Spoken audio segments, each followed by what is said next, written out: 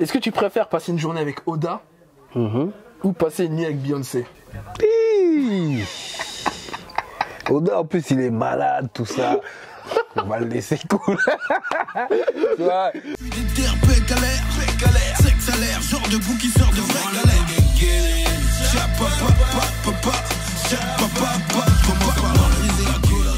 Yo les Nakamas, c'est ton Nakama Winnie en chakra et en vibranium et je suis aujourd'hui accompagné de mon book diff préféré. En qui et en adamantium. Yeah.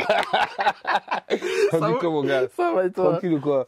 Tu vois, direct il veut me... Non, mais tranquille, on est ensemble. C'est le yin et Y'a le rien, yang. tu vois, le yin et le yang. Quel bail. Dites dans les commentaires si vous préférez le vibranium et l'adamantium parce que je vois il y a un petit clash. Adamantium, frère, les griffes, il y a un swag, il y a un flow, mon frère. Adamantium, point. Il y a un point, tu vois ce que je veux dire? Toi, il n'y a même pas de bruit. Moi, il y a un bruit. Vibranium, Wakanda Forever, Ah boucle ouais, Captain, oui, tout. t'as vu, frère. Vision, le corps de vision. Wolverine, badacité totale, absolue. N'en parlons plus. Bon, dans les commentaires, à Ok. vous de débattre. Bon, on se retrouve aujourd'hui, hormis de parler d'Adamantium et de Vibranium, pour parler de ton projet Ok. Nouvelle Ère, ton nouvel EP Nouvelle Ère qui est sorti du coup vendredi 5 mars 2021 sur toutes Yes. les plateformes de streaming. Exact. Et en physique aussi, parce que je savais pas qu'il y avait des En physiques. physique un peu, dans les FNAC. Moi je voulais te voir, ça me tient vraiment à cœur de parler avec toi parce que Très voilà, honoré, Winnie. c'est moi qui suis honoré, il y avait toi. Mais du coup, parce que pour moi, t'es vraiment la définition d'un gak, tu vois. Genre, Ok. l'otaku qui revendique haut et fort sa passion, sa culture, qui assume totalement. Par rapport, je voulais revenir sur la pochette déjà. Dans un premier temps, la pochette où on voit, du coup, t'es en mode...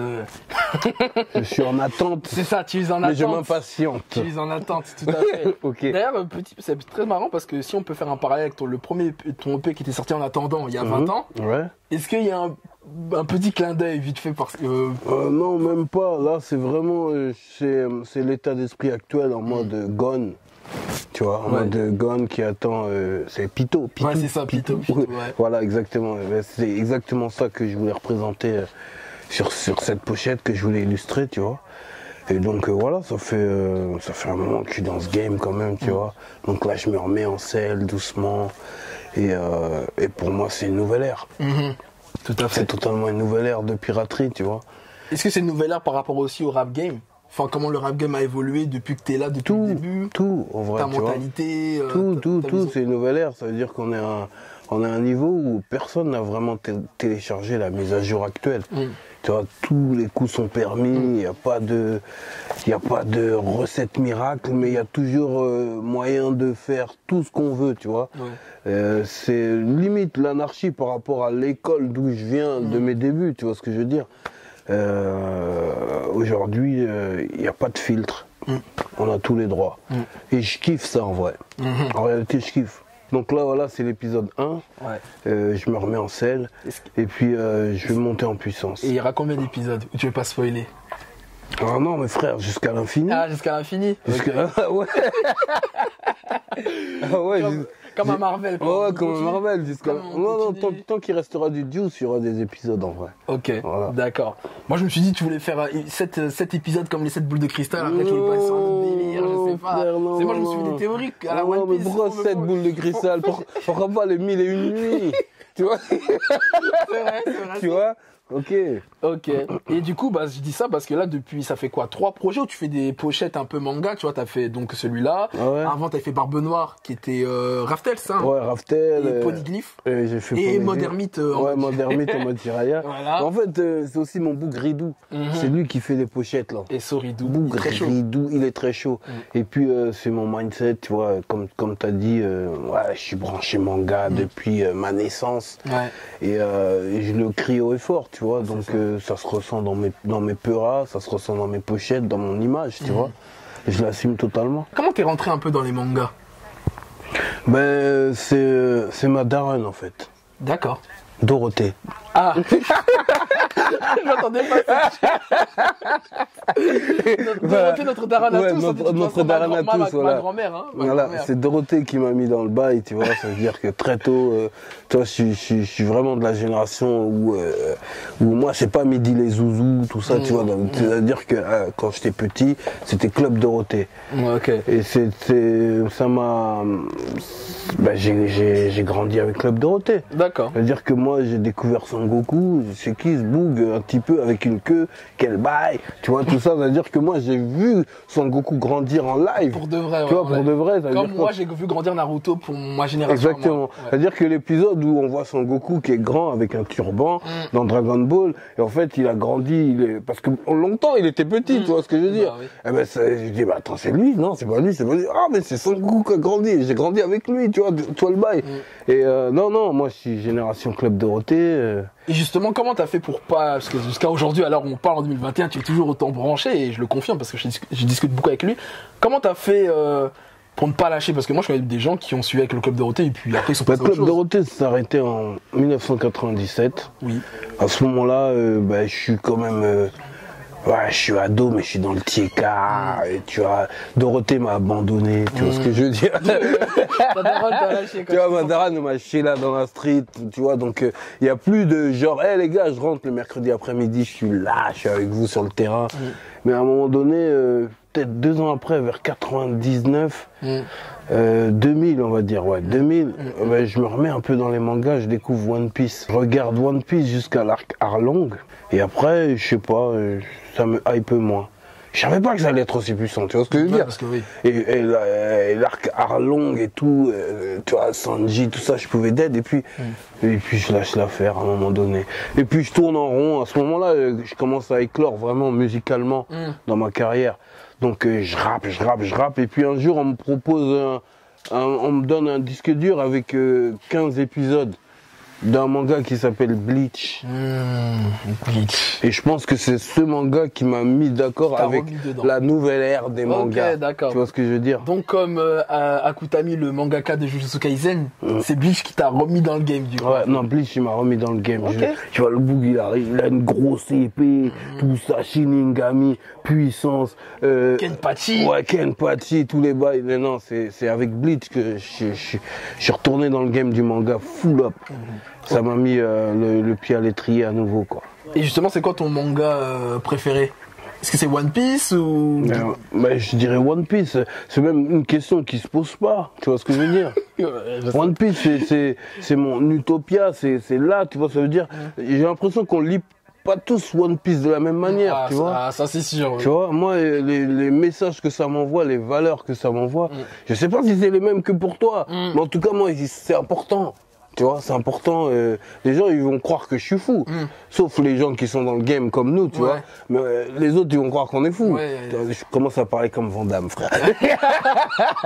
Parce que 1 plus 1 ne font pas 2, mais ça fait 11. Tu comprends? Tout à fait. Ça peut faire 11. Mais je dirais ça, on va y revenir, ça, de ce côté-là, un peu de l'extérieur, comment on nous voit. Justement, c'est une très bonne transition parce que je voulais te demander, à l'époque, quand tu suivais les mangas et les animés, c'était pas aussi tendance qu'aujourd'hui. C'est-à-dire qu'avant, on nous prenait un peu comme des parias des ovnis, des aliens, tu vois ce que je veux dire? Après, moi, dans mon caractère, c'est un fait qui ne m'impacte pas. En fait, ça veut dire que le pointer du doigt, tu regardes les mangas à ton âge, tu vois, c'est pas un truc qui... ça t'a jamais impacté parce que mais là, aujourd'hui, c'est tendance, mais je réussis à convertir beaucoup de monde, et j'adore ça. Tu vois, j'adore ça. C'est-à-dire, mon grand frère, aujourd'hui, lui, il est de l'ère Club Dorothée, mais il a abandonné quand notre daronne nous a abandonné Dorothée, tu vois ce que je veux dire. Et là, aujourd'hui... Je vois, il est là, je lui avais laissé 3 épisodes de l'Attaque des Titans à l'époque sur une clé USB. Tiens, regarde ça. Et puis il m'a rappelé, revois la suite, enfoiré. Tu vois ce que je veux dire? Et ça l'a remis dedans. Et puis entre-temps, il a eu un gamin qui va à l'école, qui est branché dans le truc. Et finalement, maintenant, il regarde Naruto, Demon Slayer, il est retourné dans le game comme moi. Dans ton mode de vie, ça t'a pas vraiment impacté. Enfin, tu t'en foutais un peu du regard des autres, de ce que je comprends. Mais dans ta musique maintenant. Parce que pour moi, t'es vraiment un des premiers rappeurs qui a vraiment revendiqué ce côté-là dans le rap. Tu vois? Comment c'était venu naturellement pour toi? Comment on te voyait un peu, même peut-être dans le rap game? Je sais pas comment c'était à l'époque. En fait, moi, dans ma musique, depuis le début, je suis pas du genre à faire semblant, parce que je sais pas faire semblant. Tu vois? C'est-à-dire que tout ce qui m'inspire, c'est tout ce qui m'anime. Ça veut dire que ça peut être un documentaire, un bouquin, une émission, une publicité.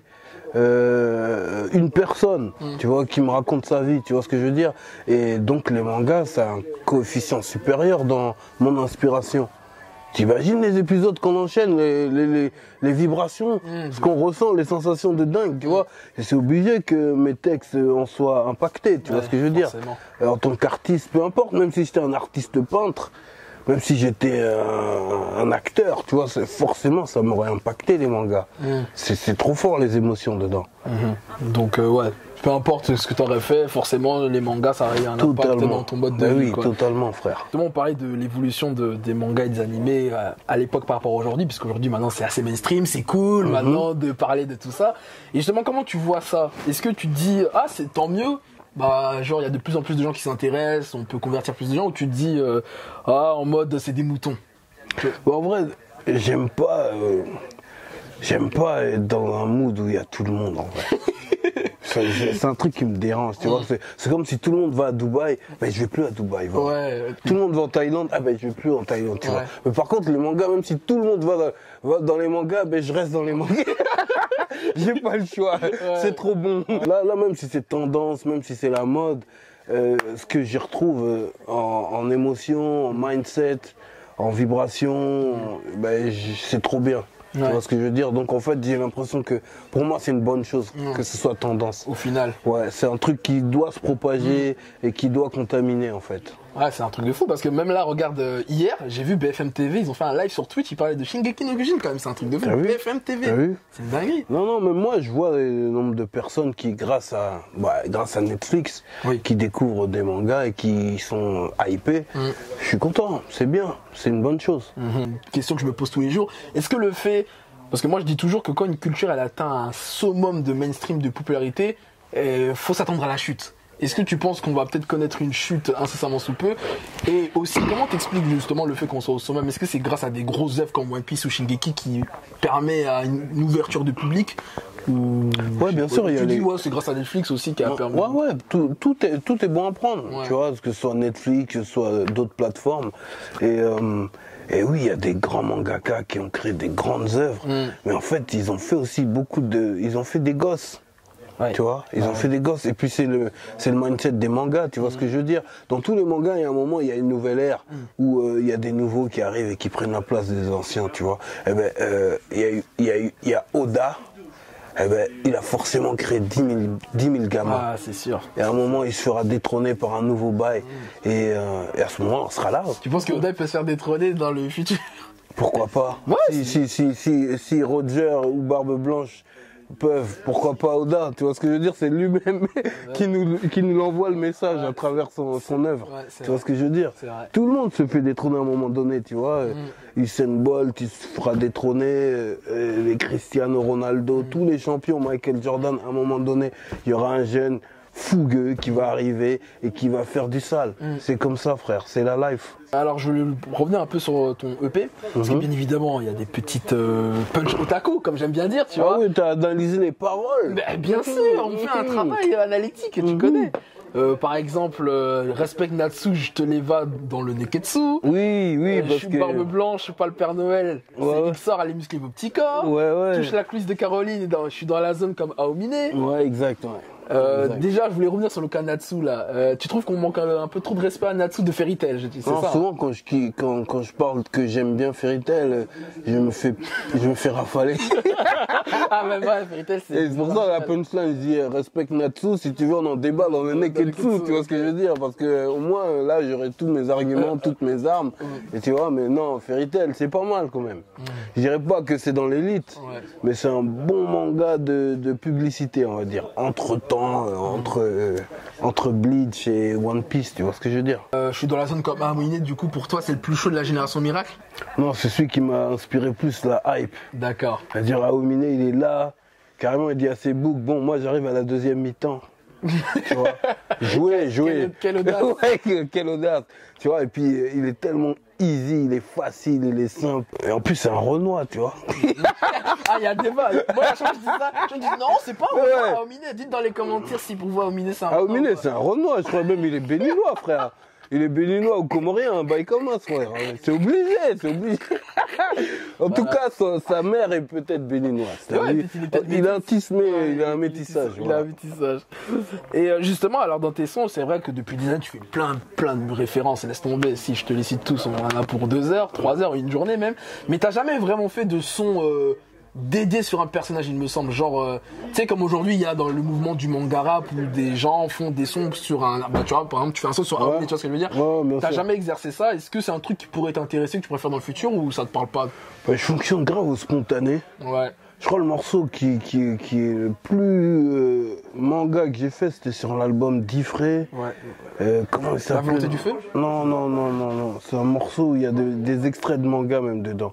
Il y a un extrait. Ah, en plus j'ai écouté de fou ce projet là. Comment j'ai pu... Ouais, il y a un morceau, il y a un moment où il y a Vegeta, où j'envoie une punchline où je dis qui est la plus bonne, Bulma ou la déesse Athéna. Ah oui, Tu vois, oui, je me souviens de ce son. Ouais, je me souviens plus du tout. Ouais, c'est un morceau où c'est vraiment que j'avais accès manga sur ce titre-là, tu vois. Ok.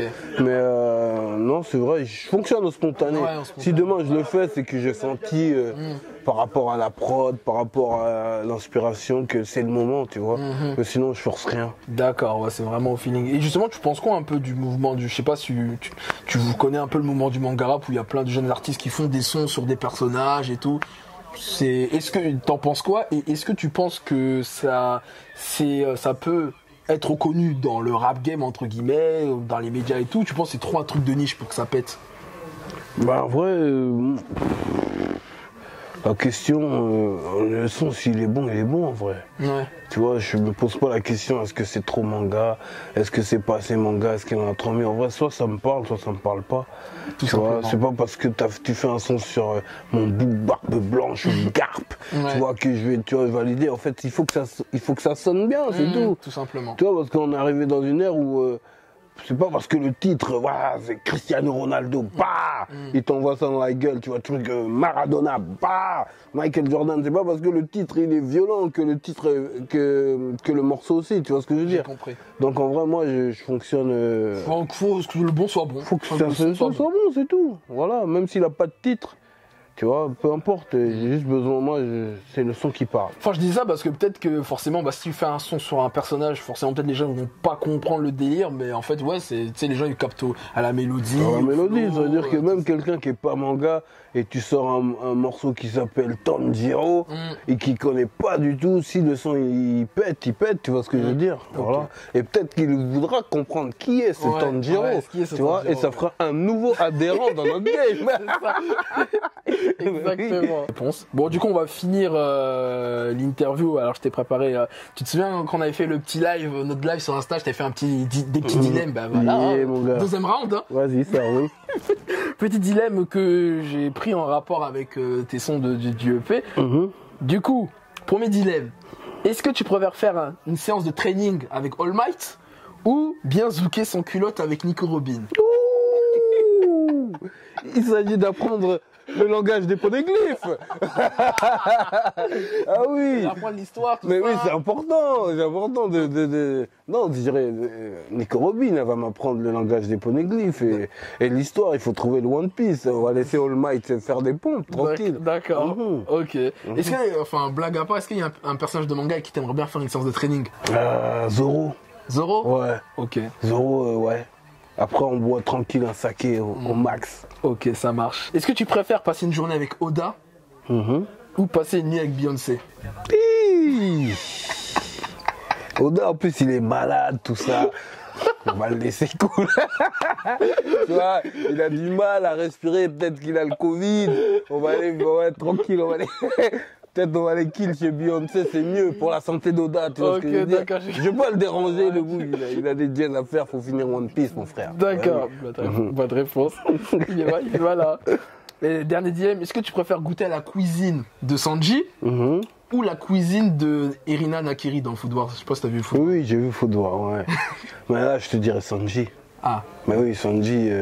Dès le début, ces bails de riz avec les fruits de mer, tout ça là, c'est trop appétissant, ça a l'air trop appétissant. Et puis Non, Sanji, c'est quand même le cuistot ultime, quand même, tu vois. La jambe noire. Celui qui chicote les gens que avec ses jambes, parce que ses mains, c'est pour cuisiner. Bon, après, en ce moment, je vais pas trop spoiler, mais en ce moment, dans le manga, c'est pas trop ça, Sanji. Oui, mais alors où je fais cette vidéo-là. Oui, mais tu sais comment on respecte Oda. Ouais. Oda ne peut pas détruire comme ça un personnage comme Sanji. À un moment donné, il va se relever. C'est forcé. J'espère. J'en suis sûr et certain. Il va te doguiner un queen et un king en même temps. On n'en parlera plus. J'espère bien. Mais bon, ok. Merci. Est-ce que tu as un dernier mot à ajouter avant de conclure cette interview? En tout cas, c'était très cool. Une discussion très intéressante. Le One Piece existe. C'est tout. Ouais, franchement, très bonne conclusion. Et n'oubliez pas d'aller streamer fort le EP Nouvelle Ère de Div. Très chaud, franchement, vous allez kiffer totalement. À la vôtre. Au plaisir.